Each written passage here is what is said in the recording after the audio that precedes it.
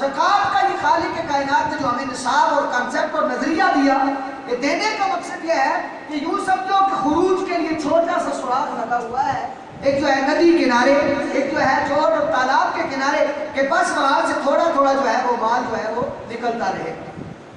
اور یاد رکھیے جو میں نے پہلے آپ سے عرض کیا، جو لوگ زکوٰۃ نہیں دیتے ہیں وہ خالق کائنات کی ناراضگی کو مول لیتے ہیں۔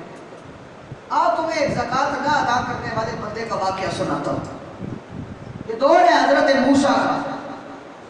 آپ کے پاس ایک شخص غریب آیا اور آ کے کہنے لگا، موسیٰ نہ کوئی علم ہے، نہ کوئی ہنر ہے، اور نہ ہی مجھے کچھ کام آتا ہے، کوئی ایسا ہنر ہی سکھا دو کہ جس ہنر کی وجہ سے میرے پاس مال و منال جمع ہو جائے۔ یاد رکھیے کیمسٹری کا اصول ہے،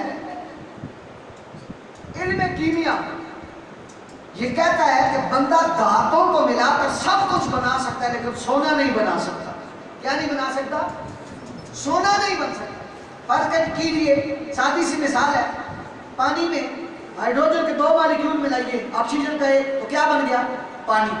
اسی طرح آپ جو ہے اور جتنے بھی مالیکیولز ہیں یا جتنے بھی آپ کے پاس ایسڈز ہیں ان کو آپ ملائیں گے تو نئی نئی چیزیں جو ہے وہ آپ تخلیق کر سکتے ہیں، لیکن دنیا میں کوئی ایسا عمل نہیں ہے کہ جس کی وجہ سے کسی دھات کے ساتھ کوئی جو ایسا کیمیائی عمل کیا جائے جو کہ جو ہے وہ دھات سونے کی بن جائے۔ لیکن حضرت موسیٰ علیہ نبی کے نام، نبی تو پھر نبی ہوا نا، جو نبی کو عطا ہوتا ہے وہ امت کو عطا تو نہیں ہوتا۔ جیسا نبی ہوتا ہے ویسی امت تو نہیں ہوتی۔ تو حضرت موسیٰ نے علم خداوندی سے اس شخص کو سونا بنانے کا فن سکھایا۔ کیمیائی عملوں سے دھاتوں کو ملا کر وہ سونا بنانے لگا، سونا اور چاندی۔ اور اس شخص کا نام ہے قارون۔ کیا نام ہے؟ قارون۔ یہ حضرت موسیٰ علیہ نبی نام کا علم کیمیا میں شاگرد تھا۔ حضرت موسیٰ نے اس کو دھاتوں کو ملانے سے سونا اور چاندی بنانے کا طریقہ سکھایا۔ جب یہ سیکھ چکا نا تو پھر اس نے دن رات دھڑا دھڑ یہ مال و منال بنانا شروع کیا۔ اور پھر فرماتے ہیں کہ 70 اونٹوں پر ایک وقت ایسا آیا کہ صرف اس کے خزانوں کی چابیاں جاتی تھیں۔ 70 اونٹوں پر ایک اونٹ جو ہے وہ 500 ٹن تک وزن اٹھاتا ہے۔ اب خود اندازہ لگائیے کہ اونٹ کتنا وزن، 500 کلو، سوری، اب خود اندازہ 500 سے 1000 کلو ایک اونٹ اٹھاتا ہے۔ اب جس شخص کی چابیاں 70 اونٹوں پر لادی ہوئی ہوں اس شخص کا خزانہ کتنا ہوگا؟ اچھا، شریعت مسلم میں ہم لوگ یہ سمجھتے ہیں کہ جو امور ہم پر فرض ہے وہ پہلی امتوں پر فرض نہیں تھے، ایسا نہیں ہے۔ زکوٰۃ پہلی امتوں پر بھی فرض تھی، لیکن آپ پر، ہم پر اور پہلی امتوں پر فرض ہونے میں صرف فرق اتنا ہے کہ پہلی امتیں جو ہیں وہ اپنی زکوٰۃ کا مال نکالتی تھی اور کھلے میدان میں جا کے نا وہ اوپنلی جو ہے وہاں رکھ دیتی۔ آسمان سے آگ آتی تھی، جس کی زکوٰۃ پسند ہوتی ہے، جس کا مال مقبول ہوتا یا جس کا قبول ہوتا، اس مال کو آگ اٹھا کے لے جاتی، وہ فخر کرتا اور تفاخر سے کہتا، دیکھو جی میرا مال قبول ہو گیا، میں بڑا پاک، میں بڑا صاف۔ لیکن امت محمدیہ یہ کیا لاڈلی امت ہے، میں اور آپ بھی کتنے لاڈلے ہیں، لیکن کاش ہم اس لاڈ سے ناجائز فائدہ نہ اٹھائیں۔ ہم کتنے لاڈلے ہیں کہ رب نے ہمارے بچ جانے والے کی جن کا مال قبول نہیں ہے، خالق کائنات نے ان کی آبروریزی بھی قبول نہ فرمائی۔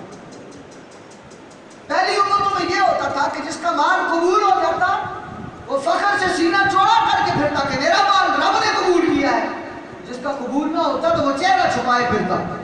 لیکن امت محمدیہ کے لیے فرمایا نہیں، اپنے مالوں سے زکوٰۃ نکالو، مخلوق میں سے کسی کو دے تو رب قبول کر لے۔ اب یہ بندے اور رب کا معاملہ ہے کہ کس کا قبول ہے اور کس کا مردود ہے۔ تو کتنا کریم رب ہے، کتنا رحیم رب ہے۔ تو یہ جو قارون تھا، شریعت موسوی میں جب ادائے زکوٰۃ کا حکم آیا تو حضرت موسیٰ قارون کے پاس گئے۔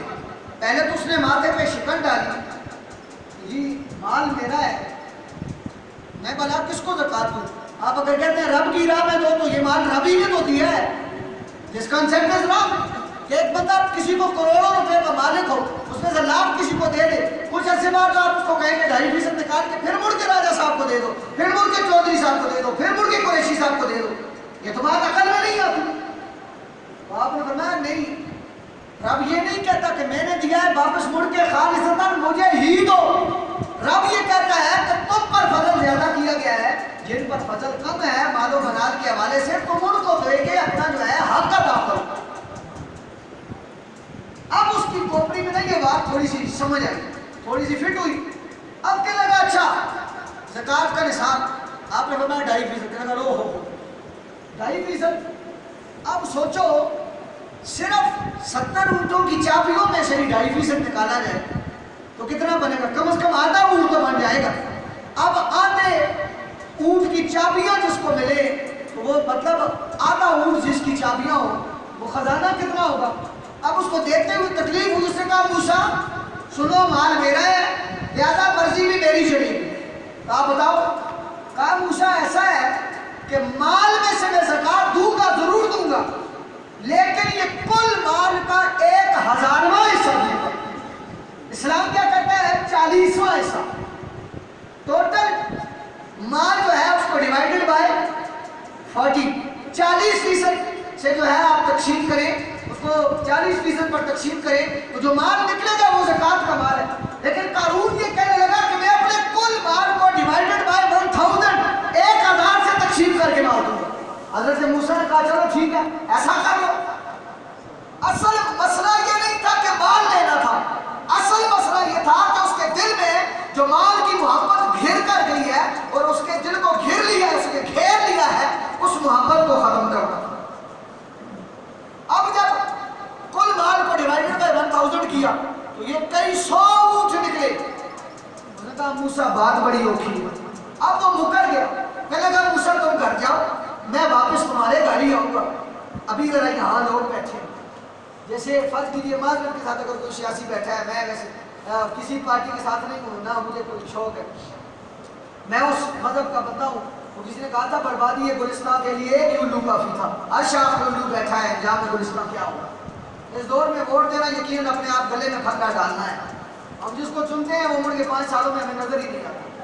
ईद का चांद फिर हमें जो है ना वो नजर आ जाता है, लेकिन वो बंदा हमें उड़ के नजर नहीं आता माजरत के साथ।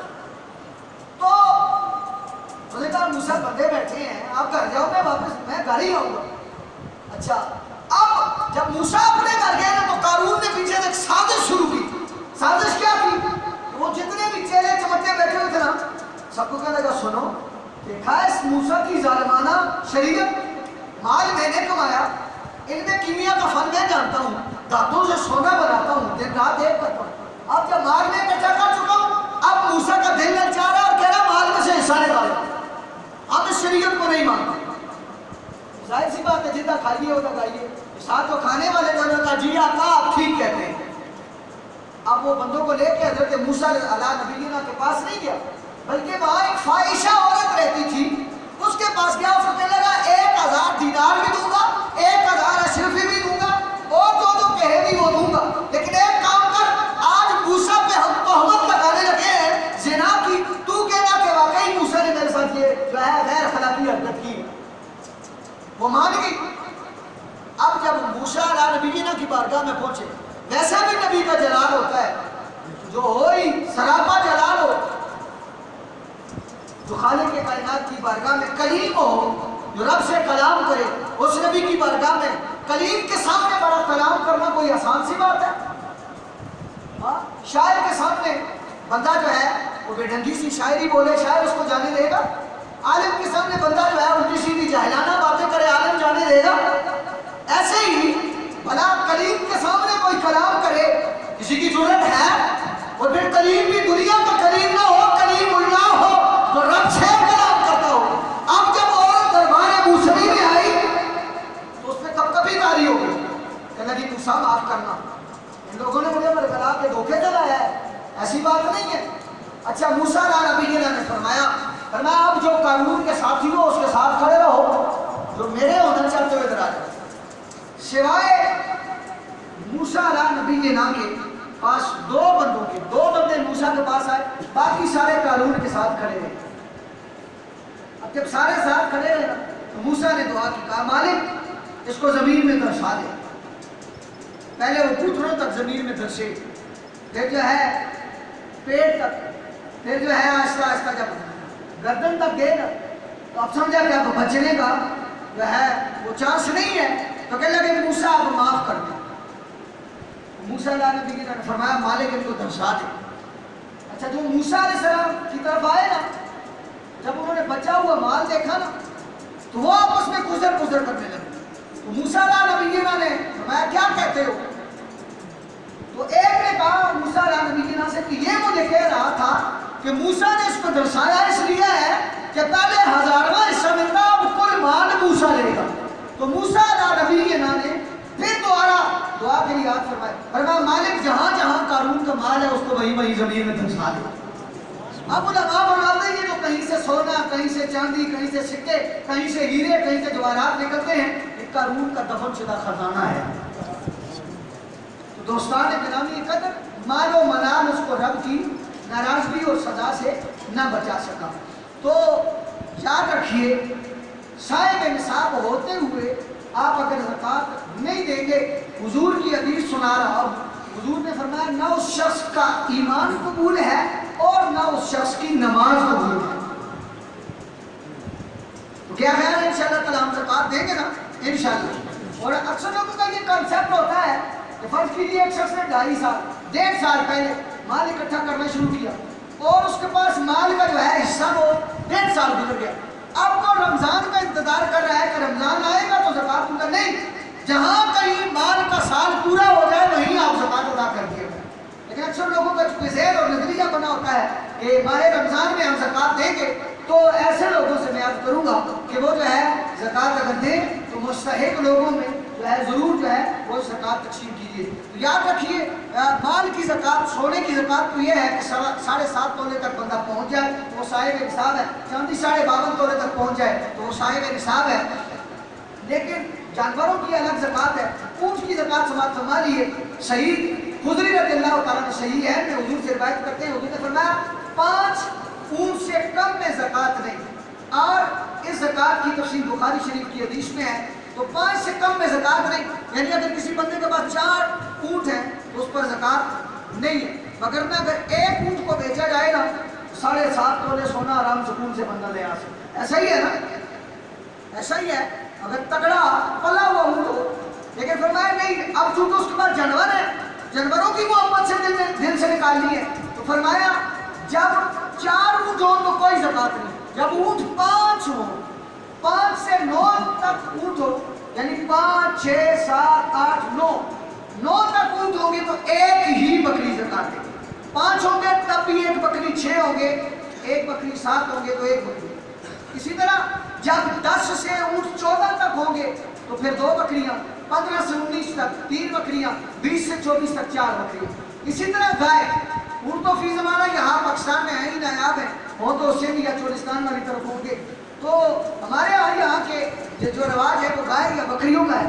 تو گائے کی جو ہے زکوٰۃ سماعت فرما لیجیے، 30 گائے ہوں گی تو ان پر کوئی زکوٰۃ نہیں، 29 ہوں گی ان پر کوئی زکوٰۃ نہیں، جب 30 ہوں گی 31 32 33 34 35 36 37 38 39 تک آپ کے پاس جتنی گائے ہوگی وہ جو ہے آپ 39 تک 1 سال کا بچڑا یا بچیا جو ہے آپ کو خالق کائنات کی بارگاہ میں مال زکوٰۃ پیش کریں گے۔ 39 گائےوں تک، 30 ہے تب بھی 1 اور 39 تک ہے تو تب بھی 1۔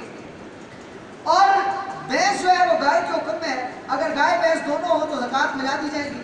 اور اسی طرح بکریاں جو ہیں 40 بکریوں تک کوئی زکوٰۃ نہیں، 40 سے جب 59 تک، ایک کم 60 تک بکریاں ہوگی تو پورے 2 سال کا ایک بچڑا یا بچیا جو ہے وہ آپ زکوٰۃ دیں گے۔ اچھا یہ بچے چندہ کر رہے ہیں، اتوار والے دن مجھے شخصی صاحب بتا رہے تھے حاجی خورشید صاحب کہ ہم نے جانا ہے جنریٹر لانے کے، کیونکہ رمضان قریب ہے تو آپ کے مال کی انتہائی اشد ضرورت ہے ہمیں، تو آپ ضرور میں ضرور جو صاحب سربت لوگ ہیں، زیادہ نہیں، فی بندہ 1000 روپے اگر حاجی صاحب کی خدمت کر دے، میں سمجھتا ہوں کہ جو ہے 50-60 ہزار روپے کا جنریٹر ہے، وہ بآسانی جو ہے وہ ہم جو ہے اس مسجد کے لیے جو ہے وہ یہ جنریٹر کا بندوبست کر سکتے ہیں۔ یہ گرمی بھی ہے، میں بھی اپنی گفتگو 2 منٹ میں ختم کرنے والا ہوں تاکہ جو ہے ہم بجلی جانے سے پہلے اپنی جو ہے گفتگو ختم جو ہے نماز جو ہے وہ آسانی سے ادا کر سکیں۔ تو بکریاں جو ہیں 40 बकरियों पर जो है 2 साल की एक पूरे 2 साल की एक बछिया या बछड़ा जो है वो ज़कात का बनता है। 39 बकरियां हैं तो कोई ज़कात जो है वो नहीं है। तो ये जो है सोने और चांदी का ज़कात जो है हज़रत अमीरुल मोमिनीन मौला अली करमुल्लाह वजहुल करीम से मरवी है कि हुजूर सल्लल्लाहु फरमाते हैं घोड़े और लोंडी या गुलाम की ज़कात मैंने माफ़ फरमाई। तो अब चांदी का ज़कात हर 40 दिरहम में से 1 दिरहम अदा करो, मगर 190 में से कुछ नहीं। जब 200 दिरहम हो तो फिर 5 दिरहम जो है वो अदा कर दिया करो। तो ये इस हवाले से जो है उलमा ने जो तरीका निकाला और उलमा फरमाते हैं कि 52.5 तोले चांदी होगी तो बंदा साहिब निसाब होगा। 52.5 तोले चांदी डिवाइडेड बाय 40, उसकी कुल रकम जो है 40 के साथ तकसीम करेंगे तो जो है जो हिस्सा आएगा वो 2.5% है, वो आपने अदा करनी है। 7.5 तोले सोना है तो 7.5 तोले सोने की कुल कीमत जो है कीमत फरोख्त, कीमत खरीद नहीं, क्या या आप बेचने जाए ना तो जो रेट दुकानदार लगाए वो कीमत फरोख्त, कीमत खरीद नहीं। कीमत फरोख्त के हवाले से 7.5 तोले सोना की जो कीमत है उसको डिवाइडेड बाय 40 करें तो जो रकम आए वो 2.5% है, वो ज़कात अदा करें। खालिक कायनात मेरे और आपके मालों को ज़कात के सदक़े से खालिक कायनात ज़कात की निस्बत से पाक फरमाए। जिनके पास माल है अल्लाह उनके मालों में मज़ीद तरक्कियाँ, बरकतें, रिफ़तें, इज़्ज़तें और उरूज अता फरमाए। जिनके पास नहीं है खालिक कायनात उनको मालो मनाल वाला, रिज़्क़ हलाल वाला बनाए। और खालिक कायनात जब तक जिंदा रखे अपनी और अपने हबीब की गुलामी और नौकरी में जिंदा रखे, जब इस दुनिया फानी से जाए तो कलमा तय्यबा ला इलाहा इल्लल्लाह मुहम्मद रसूलुल्लाह नसीब फरमाए। दूर नज़दीक से जो आप चल कर आए हैं मैं आपका ममनून और मशकूर हूँ। एक मरतबा फिर अर्ज़ कर दूँ, आप लोग लेट आते हैं तो आपकी सहूलत के लिए भाई मून ने जो है हर हफ्ते जो है वीडियो रिकॉर्ड करते हैं। इस ज़माना ज़रूरत है रिकॉर्ड करके यूट्यूब पे जो है उसको अपलोड करते हैं। वहाँ से आप जो है मेरे गुज़श्ता 4 दिनों से हर बयान जो है आप वो सुन सकते हैं।